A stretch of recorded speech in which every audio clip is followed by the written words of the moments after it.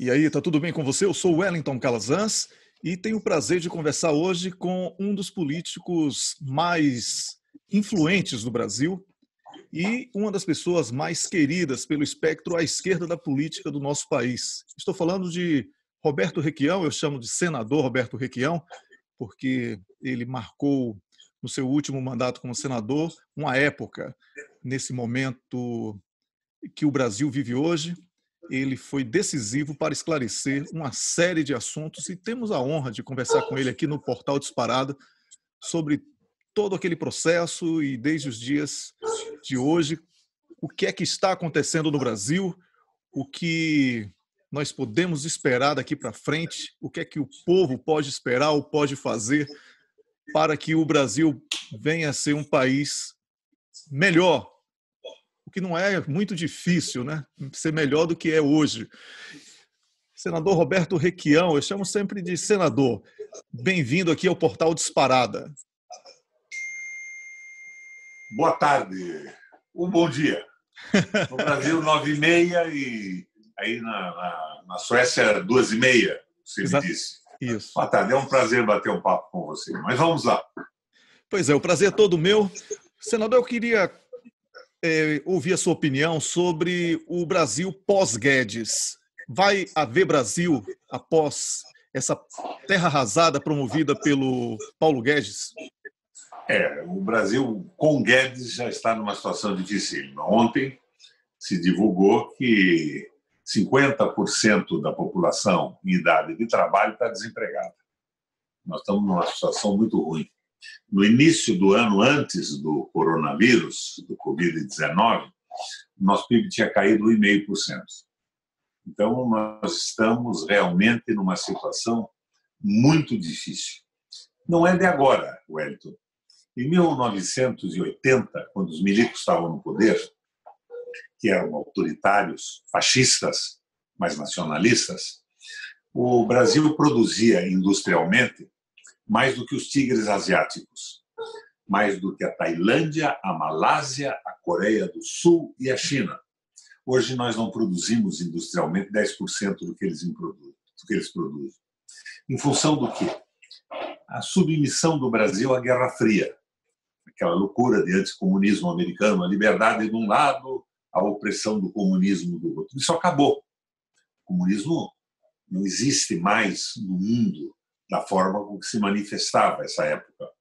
E nós estamos nos submetendo de novo a uma guerra geopolítica, a disputa dos mercados globais pela Rússia e pelos Estados Unidos. E agora a Rússia com apoio da China, o que os americanos imaginavam que não iria acontecer. Era o momento do Brasil se afirmar nacionalmente e ter um projeto próprio de desenvolvimento. Nosso país é grande demais, a nossa economia é diversificada. Com um projeto próprio, nós estaríamos crescendo, mas jamais nos submetendo ao domínio dos dois blocos. Um projeto que nos levasse ao desenvolvimento econômico e à justiça social. Isso tudo foi interrompido por uma adesão alucinada do atual governo e de alguns militares da reserva, outros de pijama ou sem pijama, que aderiram de uma forma cega aos interesses geopolíticos do capital financeiro e dos Estados Unidos. Então, o que eu vejo no pós-Covid, no pós-Guedes, é uma situação extremamente difícil de pobreza, de desespero. Você imagina essa população em idade de trabalho inteira, sem emprego, as famílias sem abastecimento econômico. O que irão ser levadas a fazer? Nós vamos voltar àquele momento em que no Nordeste do Brasil e no interior desse país todo, inclusive no meu Paraná, grupos estariam invadindo armazéns, invadindo depósitos de cereais por necessidade absoluta de alimentação e falta absoluta e completa de recursos. Vejo com muita preocupação. Agora, acredito também que é o momento do Brasil desenhar um projeto de desenvolvimento. Que tipo de projeto? Nacionalista, democrático e popular, mas inspirado no que tem acontecido no mundo e nas recessões que nós estamos vivendo.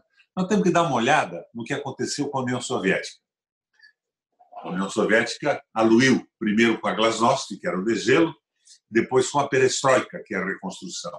Mas, veja, o comunismo soviético desmontou, aluiu, mas a União Soviética manteve um avanço tecnológico impressionante, que faz com que ombreie com os Estados Unidos, mesmo hoje, do ponto de vista militar, ou seja mesmo superior militarmente aos Estados Unidos. Nós temos que dar uma olhada no que aconteceu com a Alemanha na crise de 30, quando Horace Greeley e Arnold Schacht assumiu o comando da economia, fez um pacto com grandes empresas, jogou a taxa Selic, que era a remuneração do capital na rolagem da dívida pública, para baixo, e criou uma nova moeda que chamava-se MEFO, que garantia a esses empresários e investidores no mercado financeiro que eles não seriam pulverizados se investissem na reestruturação da Alemanha. As autobans, as grandes usinas, e a Alemanha saiu em 6 meses da crise e completamente do desemprego. Dá uma olhada no novo pacto, no New Deal dos Estados Unidos, que se inspirou no Schacht da Alemanha e foi apoiado com algumas ideias do Keynes. E foi exatamente, por exemplo, o contrário do que estão fazendo no Brasil. Eu recordo das leituras que fiz da história da economia americana, quando o Roosevelt, que era o presidente à época, quis condecorar o Henry Ford. Por quê? Porque o Henry Ford tinha se apropriado de ideias do Taylor. Quais eram as ideias do Taylor? Era o seguinte: você aumenta a produtividade da indústria especializando trabalhadores. E ele, construindo o seu Fordinho, jogou a ideia do Taylor da especialização na linha de montagem. Um grupo fundia o bloco, o outro montava o motor, o outro a caixa de troca, o outro construía a lataria, e trabalhadores especializados conseguiam baratear o custo de produção e aumentar sensivelmente a quantidade de produtos. O Roosevelt, entusiasmado, resolveu premiar o Ford. Premiar por quê? Porque a economia norte-americana, à época, era tão complexa quanto é a brasileira hoje. Estava em recessão, mas tinha complexidade. E os industriais americanos estavam todos partindo para o Taylorismo fordiano, para a linha de montagem do Henry Ford. O Ford, de uma forma inusitada, recusou a maior homenagem que os Estados Unidos teria até então oferecido a um industrial. E recusou por quê? Ele disse: presidente, se todos entrarem nesse meu projeto de linha de montagem com especialização de trabalho, nós vamos produzir muito e todas as empresas vão quebrar. Mas como? Por quê? Porque nós não teremos consumidores. A especialização e o aumento da produção não vai encontrar consumidores e nós vamos simplesmente desaparecer do mercado. Mas então o que eu faço? Ele deu a primeira sugestão que caracterizou o New Deal, o novo pacto americano. Presidente, por lei, reduza o horário de trabalho e aumente por lei o salário dos trabalhadores. Você estará colocando mais trabalhadores na produção que vão ganhar mais salário e vão irrigar a economia, aumentando o poder de consumo dos Estados Unidos. Então você veja, exatamente o contrário do que esses idiotas fazem no Brasil. Meirelles, Joaquim Levy e Guedes. Nós estamos aumentando a carga horária e diminuindo o salário. E acabando com o consumo numa visão de internacionalização do capital. Liberdade absoluta para o capital. Que só interessa ao capital. Porque essa liberdade não é para mim, nem para você, nem para um cidadão brasileiro, que não vai poder transitar pelo planeta com a mesma facilidade como o capital entra e sai de um país, quebrando e levando povos à miséria e ao desespero. Então, nós temos que dar uma olhada nisso. Nós temos que dar uma olhada como o Japão saiu da crise. E, mais recentemente, a política do Obama nos Estados Unidos no craque de 2008, 2009. Com a General Motors, por exemplo. Ela estava falida, com problemas como a Petrobras teve no Brasil. Ele estatizou a General Motors, tirou a General Motors da crise, os responsáveis pelos desmandos foram punidos pela justiça, que é encarregada de fazer isso, e posteriormente ele privatizou de novo a empresa, porque não é papel do Estado produzir automóvel. Então, nós estamos na contramão, nós temos que dar uma olhada nisso. E montar um plano econômico, Wellington, que seja, do ponto de vista aristotélico, eficiente e meio. É aquela velha anedota aristotélica que se explica mais ou menos o seguinte: um exército popular avançando para a conquista da sua soberania, em determinado momento precisava conquistar uma colina. E se consulta, então, hipoteticamente, 3 comandantes. O primeiro dá uma olhada na colina, olha os homens que têm o equipamento e diz: não, eu não avanço. É impossível. Ele cometeu, então, um ato extremo de covardia. O segundo dá uma olhada na colina e diz: eu tomo essa colina com os homens e com o equipamento que tenho. Avança, toma a colina. Daí dá uma olhada em frente e avança além da colina e perde o seu equipamento e os seus homens. Um ato extremo de temeridade. O terceiro avalia o equipamento e os homens, avança, toma a colina e mantém. É o ato meio, o ato eficiente. E ele, mantendo essa posição, dá oportunidade para que o exército popular que vem atrás avance apoiado nesse ponto estratégico. É o ato eficiente. Então, nós precisamos de um projeto econômico dessa natureza, que ele não seja excessivo pela temeridade, que ele não seja covarde pelo recuo absoluto e pela ineficiência, pela falta de ação. É isso que nós precisamos para o Brasil. Um plano econômico. E daí a moda do velho Guerreiro Ramos, restabelecimento da democracia e um plano econômico para a retomada do desenvolvimento, do crescimento e do emprego. E espaço para que a população decida.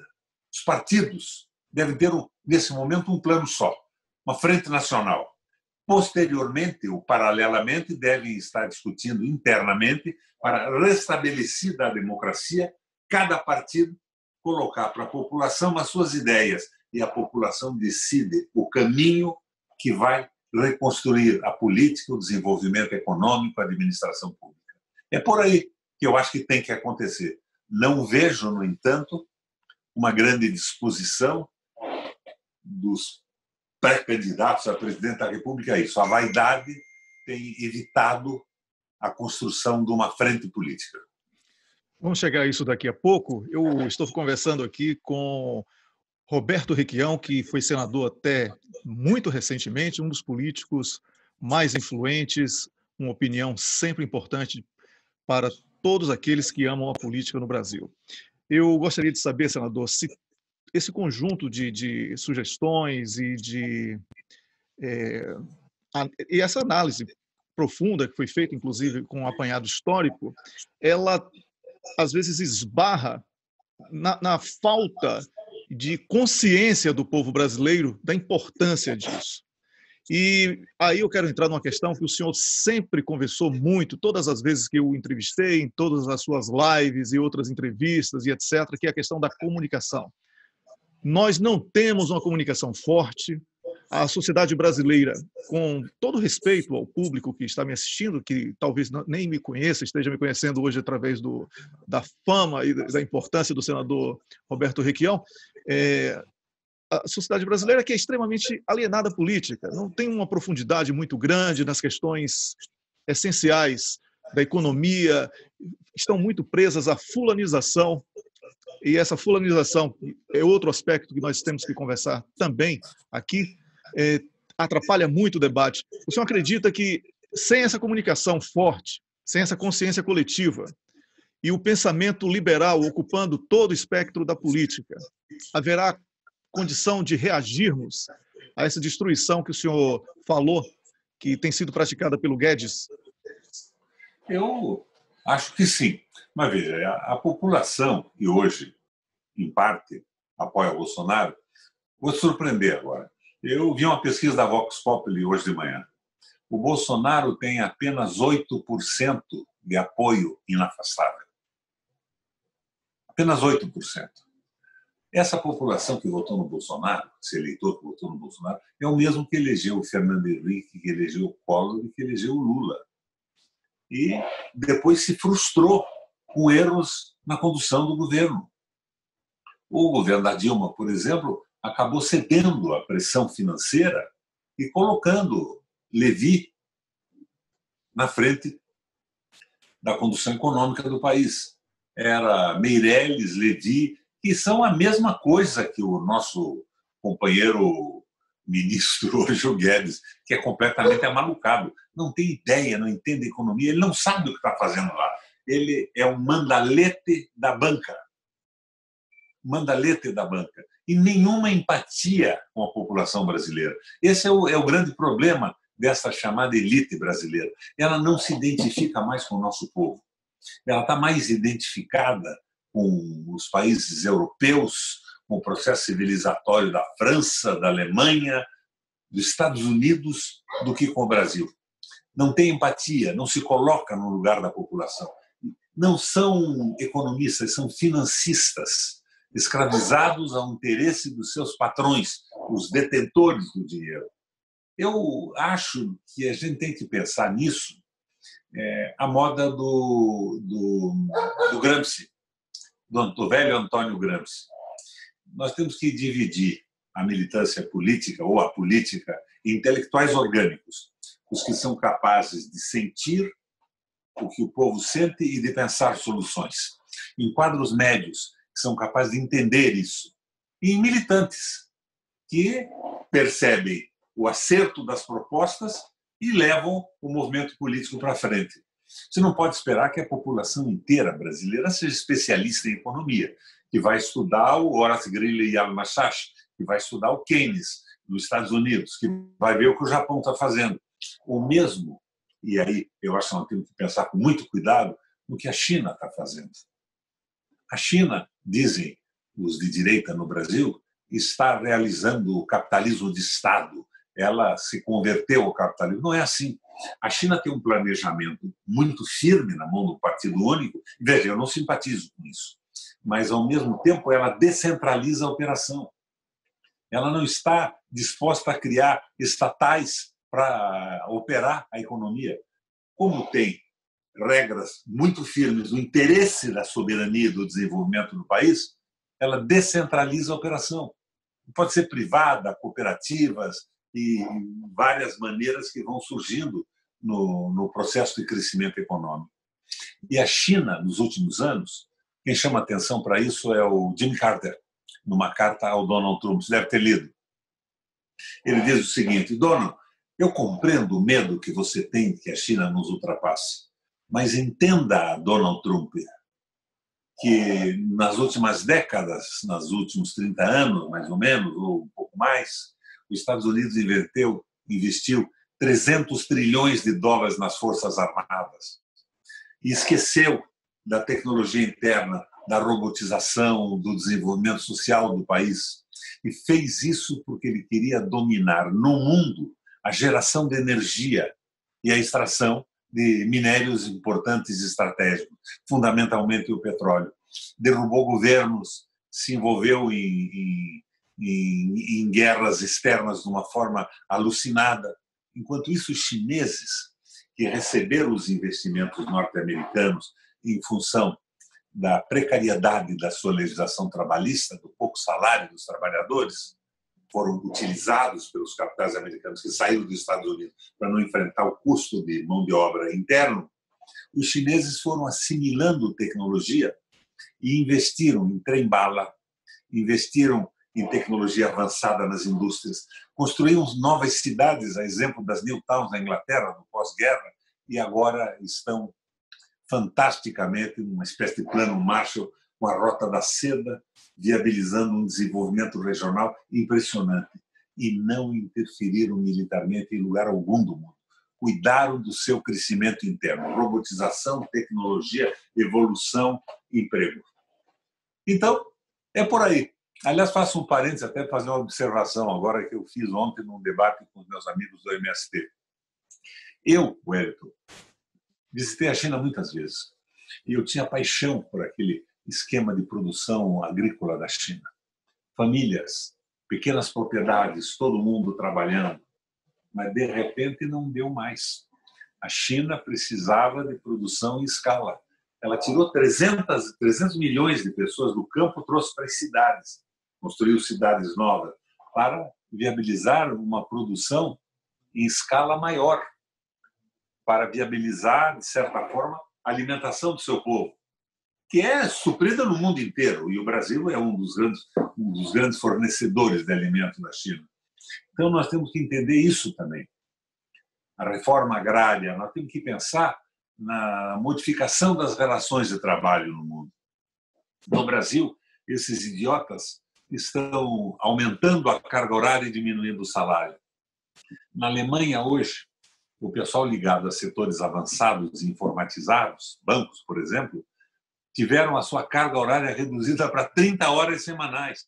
A mesma coisa em algumas empresas no Japão. Nós estamos na contramão da evolução do mundo e das relações de trabalho. Por que a Alemanha reduziu a carga horária? Mais trabalhadores, o emprego garantido e mais dinheiro em circulação, o poder de compra da população. Nós estamos fazendo o contrário. Nós estamos escravizados pelo poder financeiro. Então, quando se fala em comunicação, eu acho que é um erro de foco. Eu vejo pessoas brilhantes e importantes na política brasileira focando no Bolsonaro, a idiotice do Bolsonaro. Daí inventam que a esposa do Bolsonaro namorou o Terra. É evidente que isso é uma coisa baixa, pequena, desnecessária e idiota. E perdem o foco, que é o domínio do capital financeiro na nossa economia. Quando eu digo que precisamos de um novo projeto, esse projeto tem que ter como eixo o fim do domínio econômico. Nada de banco central independente comandando a economia do país, porque nesse caso não precisamos nem de presidente da República, que não valerá rigorosamente nada. Isso aí, estamos conversando com o senador Roberto Requião.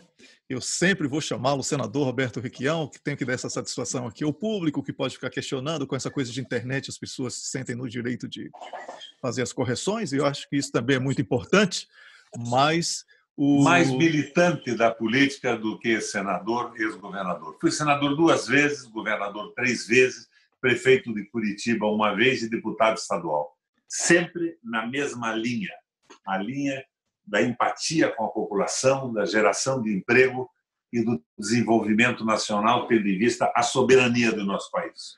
Pois é, mas o senhor também é advogado, jornalista e ex-militar. E aí eu entro na minha pergunta. Qual o papel das Forças Armadas hoje? Eu acredito, Wellington, que as Forças Armadas têm a mesma característica da sociedade brasileira. Temos os nécios, os bobalhões e os idiotas, de pijama ou sem pijama. Mas as Forças Armadas refletem a situação do Brasil. As Forças Armadas elegeram o Lula no seu voto.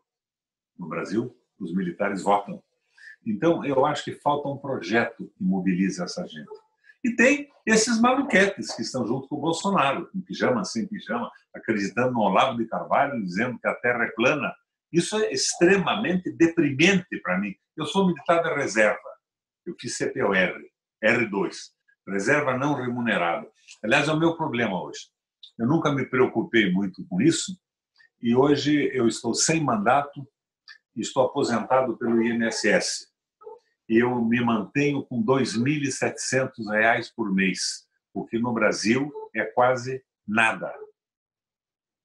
Não estou numa situação mais precária ainda, porque eu tenho 79 anos de vida, ou 80 anos incompletos, e nem sempre eu fiz política. Eu fui advogado com uma boa banca, eu fui industrial, eu atuei no comércio brasileiro, eu tenho uma reservazinha que vai durar 1 ano ainda. Depois de 1 ano, eu tenho que reabrir minha banca de advogado ou uma banca de pastel na cidade. Olha o exagero. Estamos conversando com... Daí qual é o seu nome? Pastel do Senador. O senador dos pastéis. Não o Senhor dos Anéis, mas o senador dos pastéis. Eu estou conversando aqui. Ô, senador, o senhor continua com o cabelo aí? É promessa? Só corta o cabelo quando acabar a pandemia? Eu estou e isolamento social. Uhum. Em meu benefício e em benefício dos meus amigos de Curitiba. Não quero colaborar com a proliferação do vírus. E o barbeiro hoje é um espaço terrível de contaminação, né? Com certeza. Proximidade absoluta e tal. Então, estou mantendo o cabelo. Mas eu, quando era menino, viajava pela América Latina, eu tinha um cabelo tipo Black Power. E a minha barba ia até o umbigo. Então, estou voltando aos velhos tempos. É, com white power. Né? E não era hippie, eu era meio relaxado com o cabelo e com a barba. Maravilha. Eu gostaria de saber, já que foram citados alguns nomes aqui durante essa sua terceira resposta, se a fulanização, e aí eu retomo aquela expressão que eu gosto de usar, a fulanização, essa coisa de ficar falando da pessoa e não do projeto, se isso está destruindo o debate político no Brasil. Qual a sua opinião sobre isso?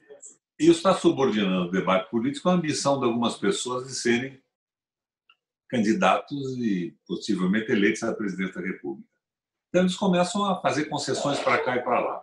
Então, de repente, eu vejo, por exemplo, o Haddad, que é um sujeito bacana, gosto dele pessoalmente, grande ministro da Educação do Brasil, ceder a história do Banco Central independente. Então, está pedindo apoio do capital financeiro. Não tem cabimento isso. Eu vejo o meu amigo Flávio Dino se associar com o Fernando Henrique e o Huck. Parece que ele está querendo ganhar aquele prêmio que o Huck dá naqueles programas dele de eletrodoméstico, uma geladeira, uma máquina de lavar roupa, um liquidificador do Huck, é candidato ao prêmio. Não vejo cabimento nisso. Frente política pelo impeachment do Bolsonaro é interessante, porque o Bolsonaro está desmoralizando o país. É uma vergonha absoluta. Mas a grande frente política tem que ter objetivos muito claros. Um projeto de desenvolvimento, referendo revogatório de todas as entregas de patrimônio público do Brasil e o fim da independência do Banco Central. Banco Central a serviço de um projeto nacional. Você sabe que no Senado, o Lindbergh Faria propôs, quando a gente estava lá, que o Banco Central, a semelhança do Banco Central americano, fosse modificado no Brasil. Não cuidasse só da moeda, mas fosse responsável pelo nível de emprego. Nós perdemos no plenário. Por 3 votos, mas perdemos. Então, você veja, o financiamento de campanha está subordinando a política. Os parlamentares não têm mais compromisso com seu programa partidário, com seu discurso de palanque. Eles têm compromisso com os seus financiadores de campanha. A campanha ficou extraordinariamente cara. Aliás, isso surge lá na Europa, né? Quando o comunismo russo caiu, glasnost e perestroika, de gelo e reconstrução, ele mudou as relações do capital com os povos europeus.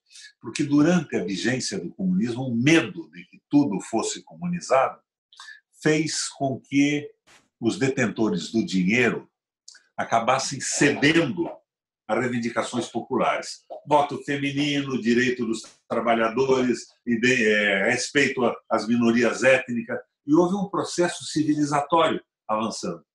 Cai o comunismo, acaba o medo. Então o capital resolveu dar a revanche, quero tudo de volta.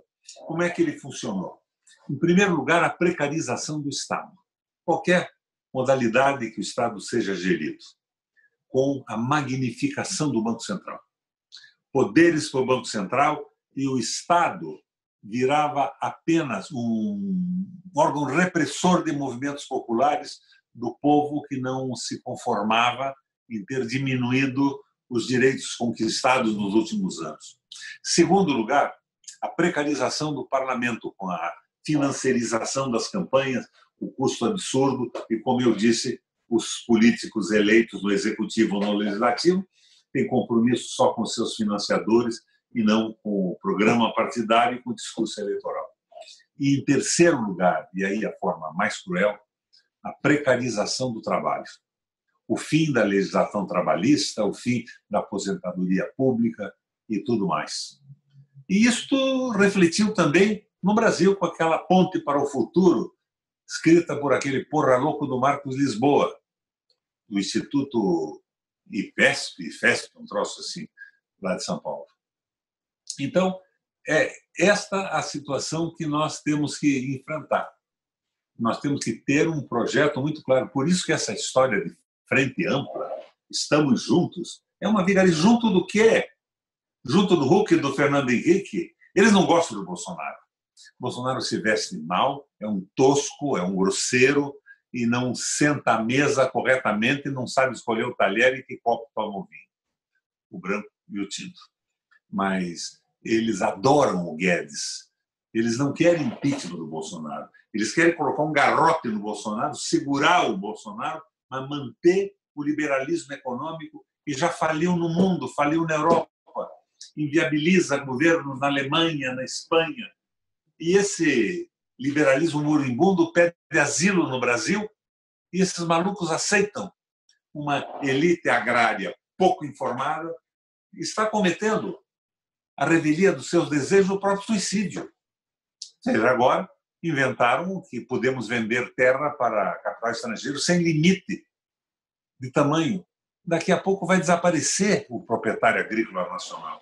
E nós estamos sendo colocados numa nação de segunda categoria subordinada a interesses econômicos do capital financeiro e geopolíticos dos Estados Unidos.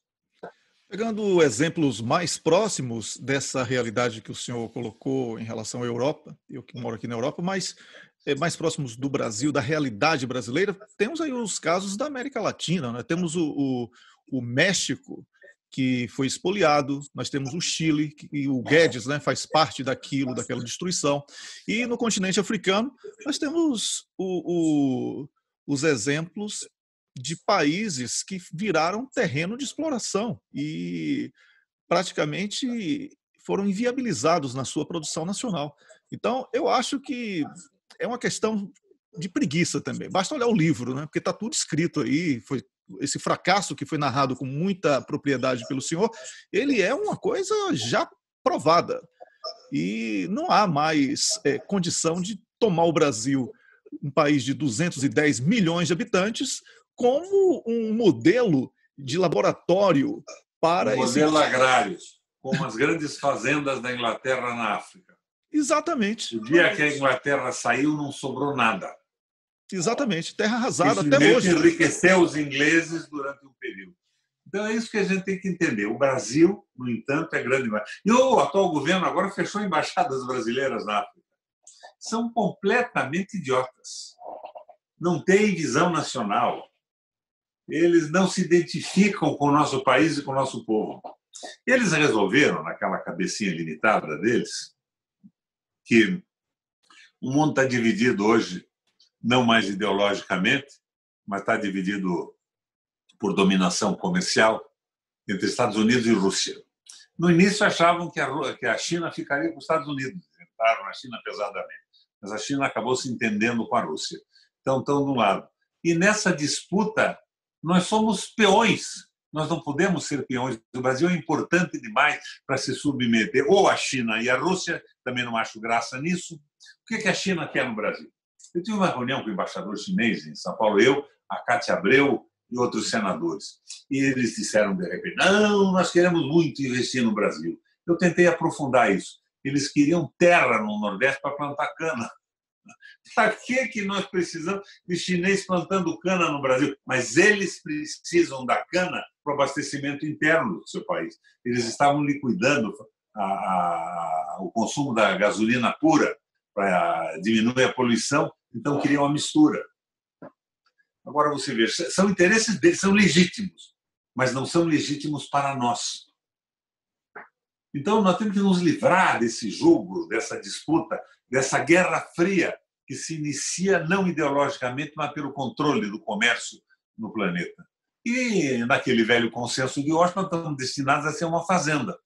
Subemprego, desemprego, agricultura de ponta, mecanizada, com muito pouco trabalhador. Daí vem a ponte para o futuro desse pessoal maluco e propõe o fim da legislação dos benefícios trabalhistas para oferecer uma mão de obra barata e semi-escravizada para os capitais do mundo. Não dá certo. Ninguém entra no Brasil nessa instabilidade.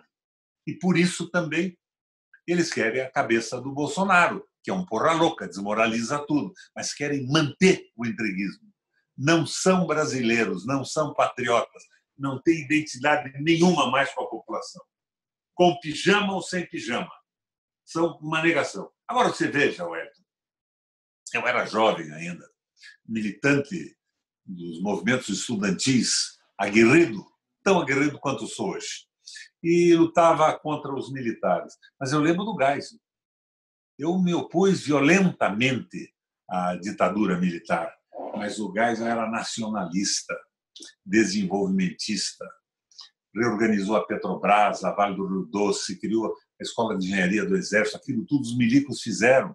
E, nesta época, o Brasil produzia industrialmente mais do que a Malásia, a Tailândia, a Coreia do Sul e a China. Hoje, nem 10% disso nós produzimos, deles nós produzimos. Então, onde é que estão os militares patriotas? Por que nós temos um sindicato de nécios, de equivocados, de iludidos, acreditando na terra plana e se submetendo aos interesses estratégicos e geopolíticos dos Estados Unidos, que é o representante do capital financeiro no mundo, mas que está também numa crise danada, porque investiu nas Forças Armadas e não investiu internamente no país. Está perdendo para a China e empata com a Rússia em tecnologia militar. Pois é, a situação realmente é preocupante, como foi colocado no início daqui da nossa conversa. Foco. Falta de foco, exatamente isso, falta o foco. Mas o problema é saber se essa ausência do foco é um projeto, né? Ou se é um equívoco apenas. Mas aí seria Não é equívoco. É um projeto, eles acham que o mundo está nessa divisão e tomaram um lado. Nós estamos do lado dos Estados Unidos. Aquele porra louca do Donaldo lá e esse nosso herói aqui, como é o nome dele? Bolsonaro. Jair Messias Bolsonaro e mais uns militares. Meu Deus, eu fico encabulado, deprimido. Eu tinha um orgulho dessas Forças Armadas brasileiras e eu fui daqueles que me opus à ditadura militar, mas nunca neguei o desenvolvimentismo deles, os investimentos públicos. Na linha do Keynes, do Schacht, investimentos públicos que jogaram o Brasil para frente. O Brasil cresceu muito. Nunca me neguei a fazer esse tipo de análise. Agora, de repente, eu só vejo bobalhão vestido de farda e medalha para cá, né? Aquele peito cheio de medalha. Eu não sei medalha do quê, porra? Nós não entramos em conflito algum, não tem guerra. Medalha do quê? Para que tanta medalha? Parece um pinheirinho. Burro enfeitado para lavagem do Bonfim. O senador, falar nisso quando for o Brasil, depois dessa pandemia. Veja bem, eu não acredito que o Exército Brasileiro seja assim.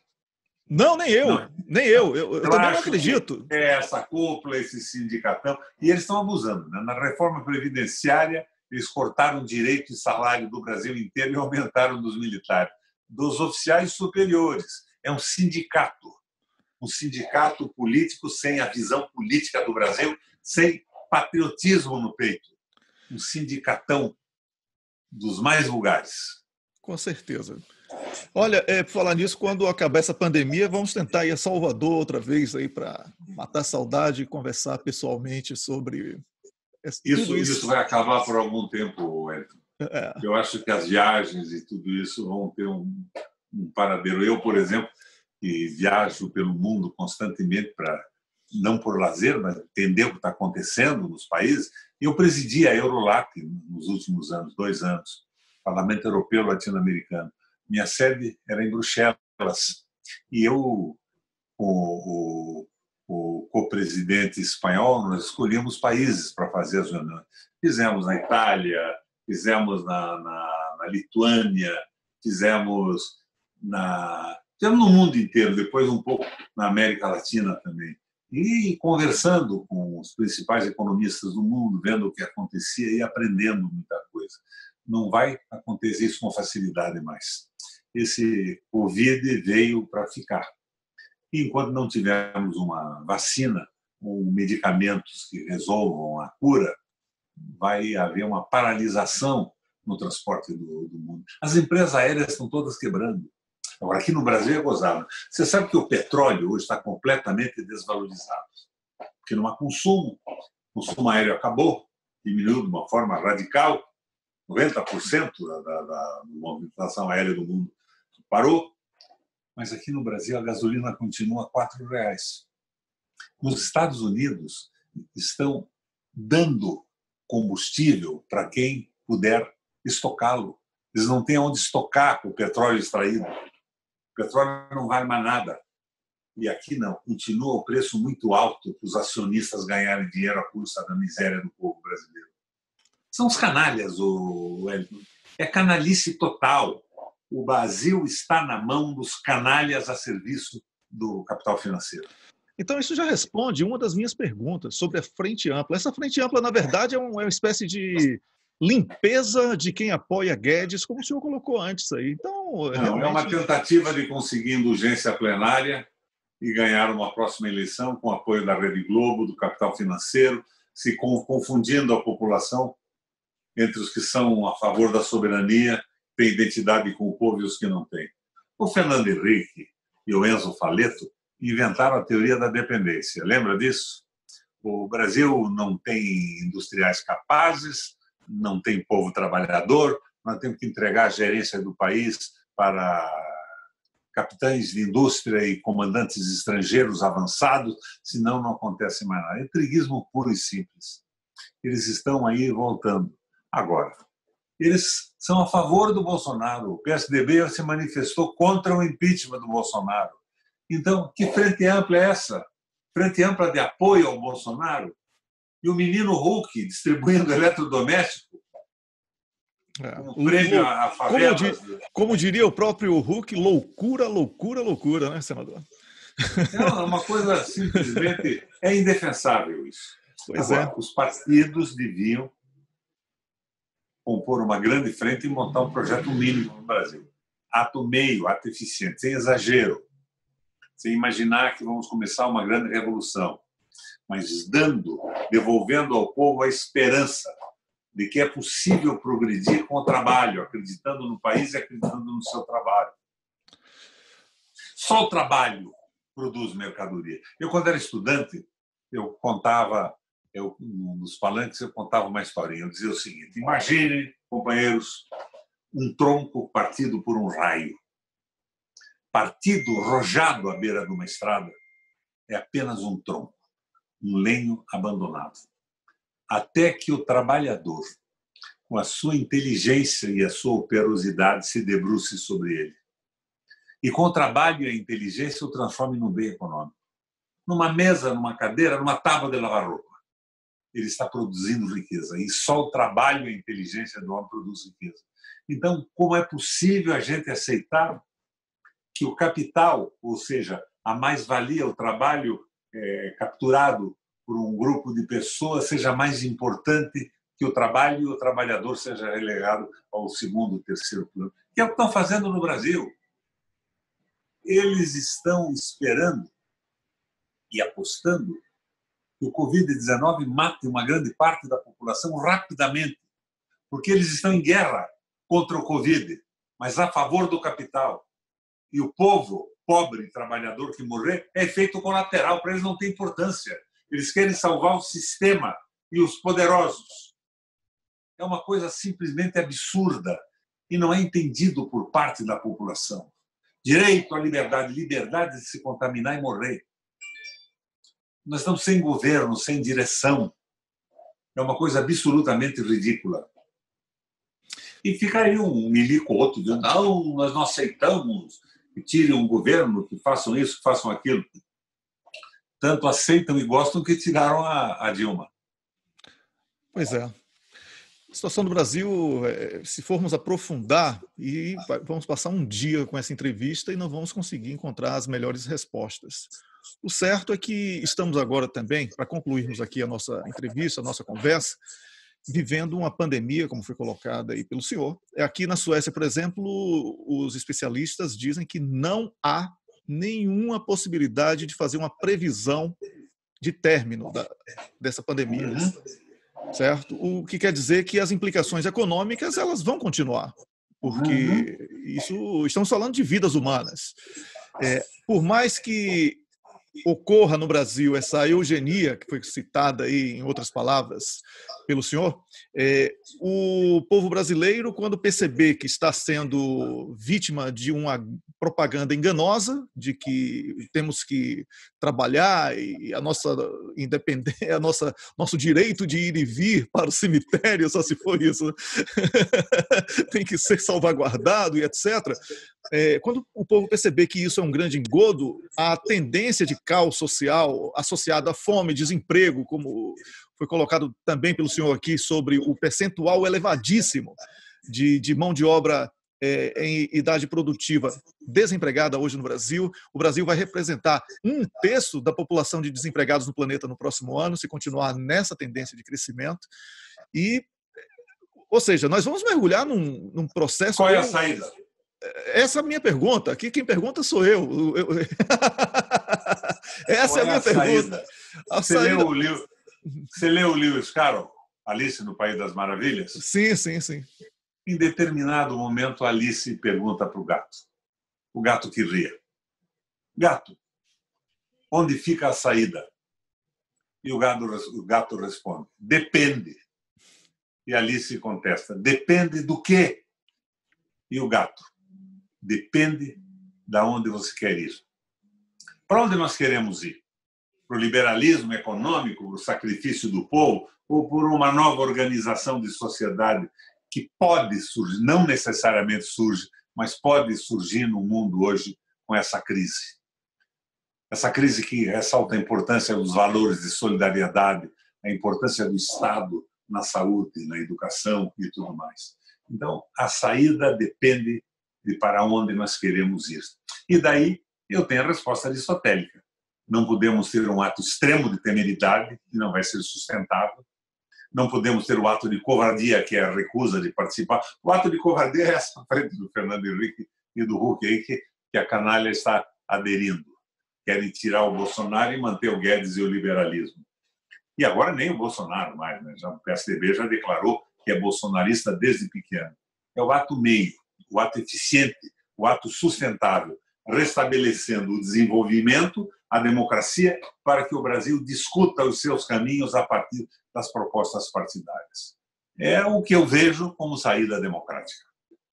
Muito obrigado. Eu conversei aqui com um dos mais influentes políticos brasileiros, o Roberto Requião, que foi senador 2 vezes, foi governador do Paraná, prefeito de Curitiba, foi deputado e tem uma influência muito grande hoje no universo digital, e também apresenta hoje online, né, palestras e seminários sobre política brasileira e conhecimento profundo sobre o contexto do Brasil nesse cenário que estamos vivendo hoje. Muito obrigado por conceder esses minutos preciosos para o nosso público aqui do Portal Disparada, e as portas estão abertas.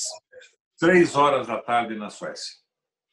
Eu quero pedir a você um favor. Pois não. 3 e pouco já.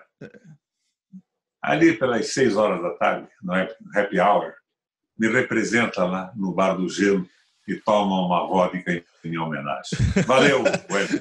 Foi um prazer conversar com você. O prazer é todo meu. Eu conversei aqui com Roberto Requião, por tudo que já falei sobre ele e por tudo que vocês ouviram aqui. Muito obrigado, e eu prometo voltar com uma nova entrevista a qualquer momento aqui no Portal Disparada. Um grande abraço e até a próxima.